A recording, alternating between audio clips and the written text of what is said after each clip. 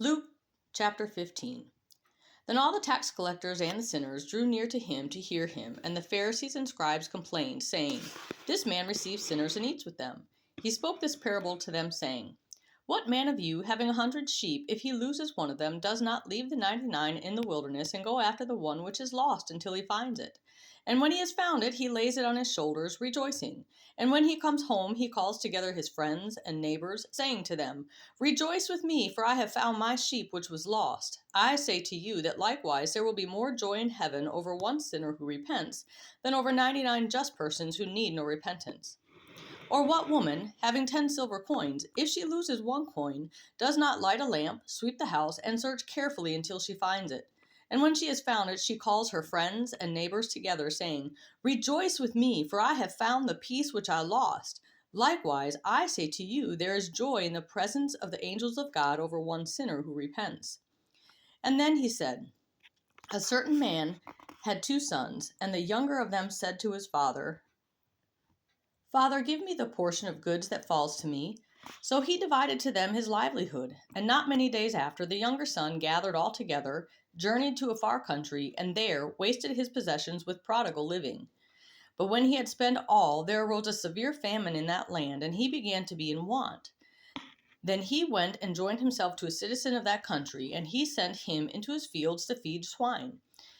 And he would gladly have filled his stomach with the pods that the swine ate, and no one gave him anything. But when he came to himself, he said, How many of my father's hired servants have enough bread to spare, and I perish with hunger? I will arise and go to my father, and will say to him, Father, I have sinned against heaven and before you, and I am no longer worthy to be called your son. Make me like one of your hired servants. And he arose and came to his father. But when he was still a great way off, his father saw him, and had compassion, and ran and fell on his neck and kissed him. And the son said to him, Father, I have sinned against heaven and in your sight, and am no longer worthy to be called your son. But the father said to his servants, Bring out the best robe and put it on him, and put a ring on his hand and sandals on his feet, and bring the fatted calf here and kill it.